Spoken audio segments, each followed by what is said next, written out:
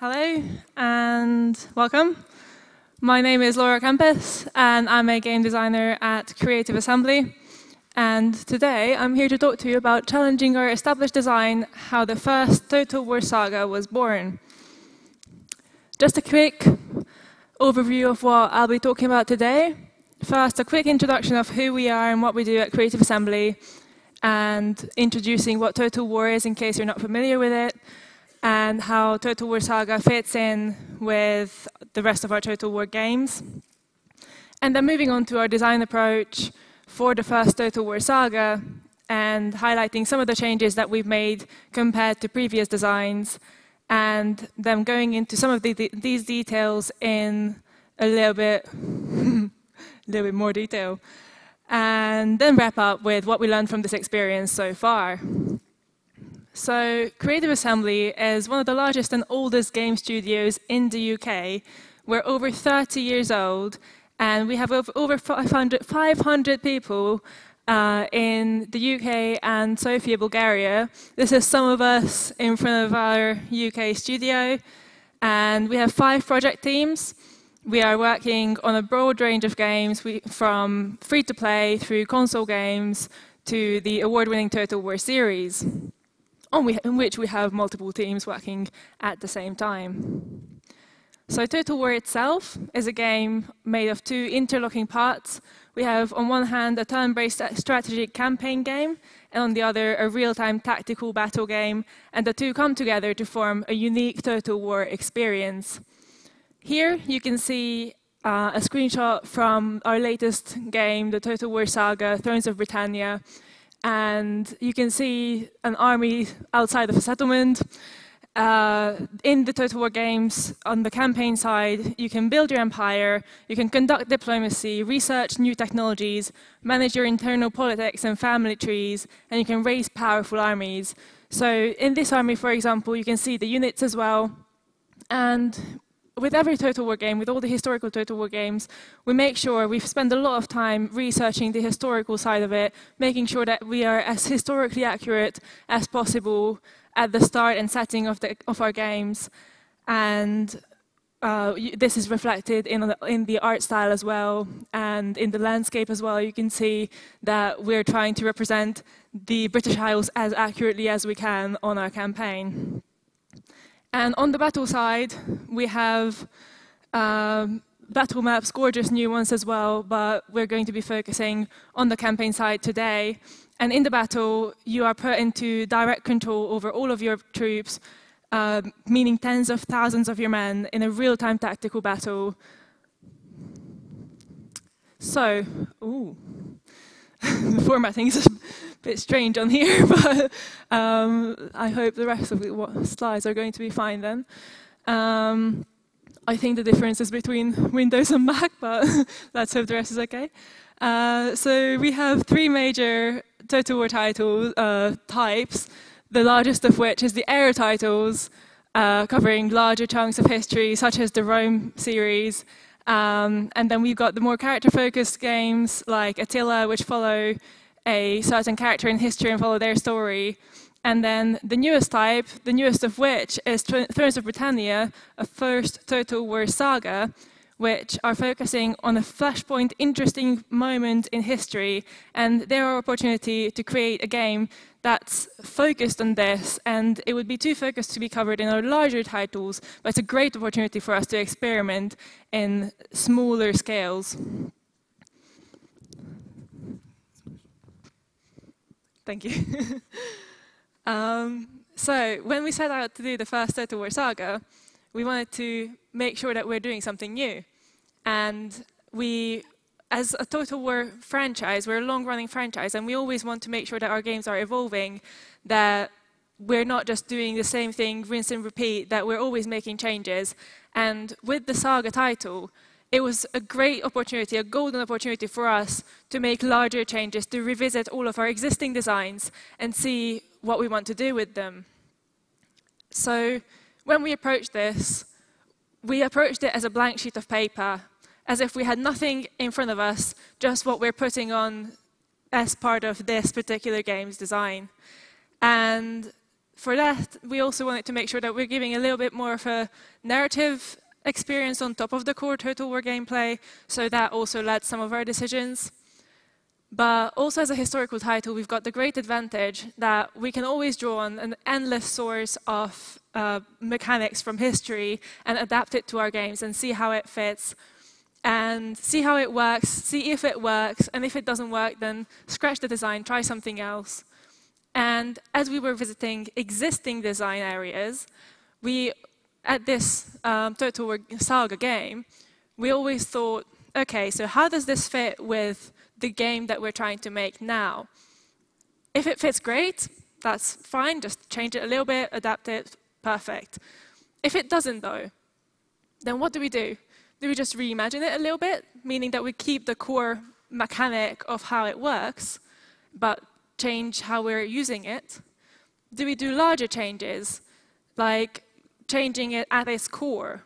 Or do we need to replace it one way or another, either entirely or by integrating into other systems? So some of the things that we've changed from previous games and how they fit into the four categories that I just said. For example, we've reimagined our events, army supplies, influence of characters, public order, victory conditions, and character details, meaning that we kept how they work at their core, but we've sort of reimagined the way that we're actually using them in game. And then we gave a larger overhaul for the change of recruitment systems, province structure, technologies, faction mechanics, and politics. So we changed more about how they work at their core rather than just how we're using them. And some of the things we've integrated from previous systems into other existing systems are agents and ancillaries in force march stance, which mostly got distributed through across the followers and the building effects. And we completely removed naval units, dedicated naval units, and we'll go into a little bit more detail about why in a little bit. Now, when we're making these decisions, looking at design area and thinking, okay, we're going to do this for this game, we don't just make that decision and then leave it and stick with it all the way through. For example, with ancillaries, initially we just kept them as they were in the previous games, but then as the rest of the design progressed and as we got our character details a lot more developed and a lot more focused, we realized it doesn't really fit in the way that it was before. So we ended up integrating the ancillaries into the traits instead. So some of the things that I will be talking about today in a little bit more detail are the province structure, technologies, character details, agents, and navies. Thrones of Britannia is set in the 878 AD British Isles. This here is our campaign map, and our last historical title was Total War Attila. And Total War Attila covered a much larger geographical area, and even though our playable area was roughly the same size, that's how it would compare in size to our map. So you can see it's 23 times bigger, which makes it the largest, most detailed version of the British Isles featured in any Total War game. Of course, with that comes a lot more detail on the map itself as well. And as I said earlier about historical accuracy, we also research our names quite a lot and try to make them as historically accurate as possible. I don't know if you'd be able to pronounce any of these. I can't pronounce most of them, but you can recognize London and Winchester and a few others as they would be similar to their current name as well. And you can see our province structure on this, which at its core didn't change from previous games. So you have one large settlement as a province capital, and then a few other minor ones beside them to complete the province. However, with a map such zoomed in, it means that the minor settlements in previous games would have been like larger towns or possibly even capitals, but here they're tiny, tiny little villages. Even our major settlements are often just slightly larger towns. And with that comes a lot of difference in how our actual province structure and building structure needs to develop. So it didn't make sense for you anymore to pick and choose what goes where in the minor settlements, because all you have is a farm, because that's what was available there, so that's what the people are doing. And it wouldn't make sense for you to have garrisoned units at all times in these minor settlements, because all you have is a farm or a mine or a cattle, and you wouldn't have an army stationed at all of your farms, would you? And so, of course, these changes leave the minor settlements undefended, which means that they are a lot easier gained than lost. So we needed to make sure that they are valuable resource buildings, they're valuable resource settlements on our new game. A little bit of example of how they look in our campaign. Of course, this isn't to scale, because it's from our campaign map. In order to see a scaled version of it, you'd have to go into the battle, but that's not what we're focusing on. I gave you the example from the campaign. But it's still a good depiction, especially if you remember from the first screenshot, where you saw a larger settlement with walls around it. This is essentially just a tree or a little farm in the middle of nowhere. And once again, with the names on the right-hand side, I don't know if anyone could guess what it actually is, but it's Oxford. It's recognizable, but not necessarily obvious, maybe. And here again, you can see a mine. And once again, it would be quite strange to have, you know, an army stationed at all of your mines, standing outside them, standing guard. You wouldn't have that, would you? And as we had the building upon what's already there idea with the minor settlements, we also wanted to take this through to our major settlements. So there we have specialized buildings in the first slot, which determines what kind of buildings you're able to build next. So even though there are some buildings that you're able to build wherever you are, there are also some specific ones. So for example, you'd only be able to build an alehouse when there's a market, or you'd only be able to build a library when there's a monastery. And once again, you can see the art style as well, that we're using the same sort of art style that we use in the rest of our game to be consistent, which is based on this Viking style, Viking era wooden and runestone carvings. This is our campaign map, and you can see kind of just about the yellow markers being the market towns, the sort of reddish ones are the great halls, and the purplish ones are the monasteries. And this gives a little bit of flavor to our map. This gives a little bit of accuracy as well. The flavor is depending on where it would have made sense to have them before. And so you have a lot of markets in England, you have a lot of monasteries in Ireland and Scotland, and our minor settlements as well. You can't really see them on this map, but they're also spread out where they would have made sense to be historically. Another way we wanted to give flavor is to emphasize the difference between locations across the map. So in order to do that, we've added some unique one-of-a-kind buildings which are marked by the golden borders around them. And so, for example, you've got on the left, top left, you've got the court school, which is only built in Winchester, or the yellow one, a Guildhall, only built in London. And of course, these give you unique or just larger bonuses than their normal counterparts would. And you also have loads of saints on the side, an apple ash, bard, and the runestone on the bottom left is the type of runestone that we would have drawn inspiration from for our art style in general as well. Another one of our more innovative changes is how we approached the technology tree. So here you can see our last historical titles, Attila's technology tree, and you've got the division between the top military and the bottom civic part. But other than that, they're just one large tree, right? Now, as we wanted to create a more narrative experience, we wanted to link the what you do in campaign with the technology trees, not just have them as two separate systems. After some thinking, we've arrived at this design. At a first glance, it might look a little bit more linear, but actually it's at least as branching, if not more, than the previous design. Here you also have the left military side and the right civic side, and each of these chains, they're specialized in something, but they're all unlocked by a certain action in your campaign. So, for example, on the civic side, you generally have to build buildings. On the military side, you generally have to recruit units or fight battles.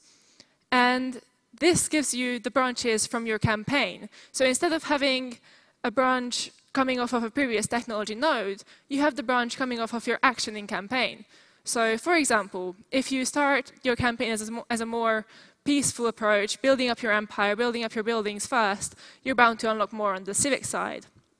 And of course, that means you can start researching the technologies on the civic side. You can choose which one as you unlock more. But say you decide to go to war, or you're forced to go to war, and you start recruiting units. You start fighting battles, and you start unlocking ones on the military side. And so now you have a choice of, do I specialize more in what I already started with giving me public order, for example, in the agriculture chain, or do I instead want to have more specialized units, more better units and better stats to give me an advantage in the battles I'm about to fight? So this gives you the opportunity to carve your own path in the technology tree instead of having one that's got preset branches. And of course, even though we have roughly the same technology tree for most of the factions, some differences come naturally from either the factions' available units or their starting position. So, for example, to unlock the trade chain, you need to have a market hall or a long fort, which they're circled in yellow here, and you've got all the markets in England, basically, and all the long forts in Ireland. And so even if you start as an Irish faction, the long forts are actually held by Viking settled factions, meaning that you still need to fight for them. Whereas in England, you already start with it in your regions, so all you need to do is build them up and the chain is yours. And of course in Scotland, it's even a bit harder because you need to go a little bit further south. And similarly, with the monastery chain, just a bit the other way around, from England, you have to go quite far in order to unlock it, whereas in Ireland, for example, you start with a monastery in your regions already, so it gives you fairly easy access to that chain. Now, as the title of the game suggests as well, Thrones of Britannia, we wanted to put a lot of emphasis on our kings and their characters. So our narrative is that we have thrones clashing for the rule over the British Isles, and we wanted to reflect this in how we approach a lot of the campaign mechanics. And as part of this, we revised our political actions to be focused around our kings as well. So the highlighted ones here would be to adopt or seek wife, or secure loyalty, assassinate, or decrease loyalty, decrease influence, or strip estates. And previously, these would have been all actions where character A does this to character B. So character A assassinates character B. However, now we have the king doing these actions at all times. So is the king securing someone's loyalty, the king assassinating someone, or having someone assassinate someone. And the king, it's grayed out in the middle, but the king can also hold a feast. And the feast will increase your influence, your king's influence. And the influence also gained a crucial part in our game as we've given them global effects based on what your people and based on what other people would think about you, about your king even. So, for example, here you can see King Alfred the Great leading Wessex. Of course, I'm assuming all of you would have heard about him. And on a scale of 10 influence, he starts with 9. So you can see that he's already quite influential. His people are happy with him. Other people are happy with him. And he's so famous that probably most people here would have heard about him as well. And the character focus is not limited to kings themselves. It's also reflected in the character details. So just a quick recap of what I mean by character details. We've got our followers, which you can gain points towards when your generals or governors level up. We have our traits, which you start with some traits and you can gain others through dynamic actions in the campaign. You can also have a wife who has their own trait. So this one here is a demanding wife, for example, which gives their husband plus zeal and influence, but decreases their loyalty. And the primary stat of your characters is their attributes, which shows how competent they are at what they're doing, which would be command for generals, governance for governors, and zeal applicable for both. A little bit more detail on these. So as we wanted to focus on the attributes as the primary stats for characters, it wouldn't make sense for a skill tree to be developing their own skills. It would sort of draw the attention away from the attributes. So instead we revised it, we reimagined how we use the skill tree, and we turned it into a follower system. So the more experienced your character is, the more and the better people they can gather around them, and they can specialize, or they can spread out their points across them. But at the highest levels, these followers can give you some really powerful bonuses. So they can do things like they can stop enemy replenishment, they can start enemy attrition, or they can prevent you from getting attritions in snow environments, etc. And then we have also the traits and items. Each character would start with a set of traits, which is randomly selected from a trait pool, and it gives them a little bit of personality. So, for example, this guy would start with skillful, handsome, brave, born commander, and fighter. That's his personality. He can never change that. He can never lose that. But he can gain and lose other traits dynamically.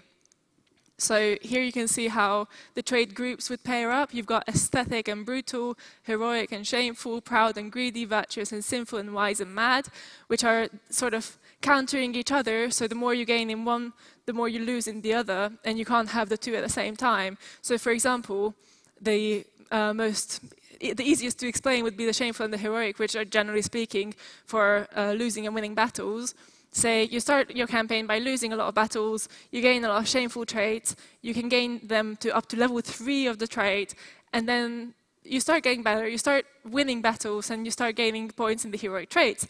This means that it will start balancing at the scale. Your shameful traits will start getting lower, and eventually you'll start losing the shameful traits and gain heroic ones instead. And last but not least, you've got the attributes, which, as we wanted to give a lot of focus on them, a lot of attention to them, we gave them some powerful bonuses. So, for example, with command, a level 10 commander, commander will have twice the amount of men in their bodyguards as a level 0 commander would have, for example. And that would mean that if you're facing off with your 0 command general, you're facing off someone who has 10 command, it's probably best to leave that for now until your army is much bigger to defend you. Otherwise, you're going to have a tough time. And as that was quite important, we also put that on our campaign markers. So as you're seeing an enemy army approach, you can see at first glance how big their army is and how big the command level of the general is, to sort of size up whether you want to approach this army and fight a battle or not, as demonstrated by our Alfred the Great, just under Stonehenge. He's so great that he's towering over Stonehenge, actually, once again with the campaign scales. But yeah, as he starts with 6 command, he's obviously quite a serious enemy to face early on. So as I'm coming to the end of the presentation, I wanted to touch upon a couple of areas that needed a larger rethink. So, for example, agents have always been part of Total War games, but they've always been a controversial part. So some people would love them, some people would find them quite frustrating. And with the Saga games, this was a perfect opportunity for us to experiment with different solutions, experiment with how we approach the agents.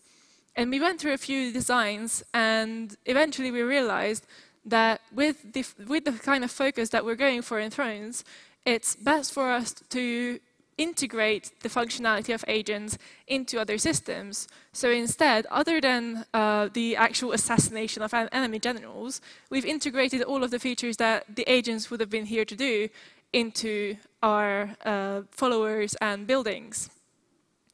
And if we had agents running around with the same sort of needing the same sort of attention that your generals would and your kings would, it would dilute the focus from the kings, which we're trying to do with all the other systems. And then the other one is the navies, the dedicated naval unit, meaning that the difference being between navies and land units, that navies are able to only move move around in water, whereas land units, they're able to embark on transport ships and cross the water, but they can also go on land. So as we have Viking invasion factions, and historically they would have come on transport ships, it wouldn't have made sense for them to come with powerful navies and then not be able to land. So for that, it would have only made sense to use transport ships. And also, if you had powerful navies, even though they're not even relevant at the time, they would have, with our focus scale, all they would have been able to do is swim around the British Isles, and that's a bit of a waste of a powerful naval unit. So instead, what we decided to do is to remove the actual dedicated naval forces and just stick to land units and keep the naval battles, but do them on transport ships of naval units, land units instead. So, of course, I mentioned earlier that we approached this design as if we had nothing but a blank sheet of paper in front of us. Of course, that's not entirely the case, because we don't just have a blank sheet of paper, we have an existing series behind us. We have the existing Total War series. And that means that we will have existing fans with strong expectations, and every change that we make, the bigger it is, the bigger the risk of changing them. And if you have a blank sheet of paper, of course that means that you can do whatever you want because people will not have anything to compare it to. With an existing series, it will inevitably be compared to the previous titles that you make. But of course, that's not all of it. Having an existing series behind us also means that we have an existing player base who cares what we do and who will see what we do and who will give us valuable feedback on how they feel that we're doing with the direction that we're taking, which we always listen to gather the feedback and act on it the best we can. Whereas with a blank sheet of paper, you need to build this up from scratch. You need to make sure that people care. You need to work for that very hard, and you need to put a lot of focus on actually getting the attention that your game would deserve. So even though it's quite early days, as the game's only been released not long ago, we already have quite a lot that we've learned from this experience. So we've received a lot of positive feedback. A lot of people have loved our radical changes, but others, they were missing some of the features that they've come used to, that they've come to expect in Total War games. So the solutions or mechanics that we would have had before, and whether they were removed or integrated into other systems, the truth is that either way, everything will be someone's favorite at the end of the day. Even if it's something that's a generally disliked feature, it will be someone's favorite. That is guaranteed. And we need to make sure, though, that we communicate our changes to our fans in our games and around our games to make sure that we guide their expectations, and we make sure that they're aware of any larger gameplay changes. So, for example, if you come from previous titles and you expect your minor settlements to have the defenses that we talked about earlier, then you might expect them to just take them, and then they will be able to defend themselves as another enemy army comes that is too small to be a real threat. However, if you come to Thrones of Britannia with that approach, you're probably going to get quite frustrated as you realize that you're losing all your minor settlements, as even the smallest army is able to take them easily. We do think that it's important that you challenge your existing designs, whether it's a new game or an existing franchise that you're working on, to make sure that the games are evolving, that they're changing, and they're keeping up to date, not just doing the same rinse and repeat over and over again. But it's important to make sure that any new features and any new changes are balanced with the rest of the game. Otherwise, you have new features that might not pose a challenge to existing players, and they might just end up being overlooked. So one thing to take away from that is to make sure that you always balance the existing players' experience with the new players' experience to make sure that you're providing the same quality of experience for both as much as you can. We're always looking for great talent. You can find me around the conference if you want to ask me anything. You can find us at CA Games everywhere. And thank you for your attention. Thank you very much. Do we have any questions? Just raise your hand.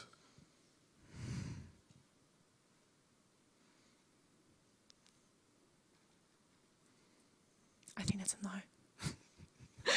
Okay. Thank you very Anyway, much, thank you for Laura. your attention. Laura Kampis, thank you very much.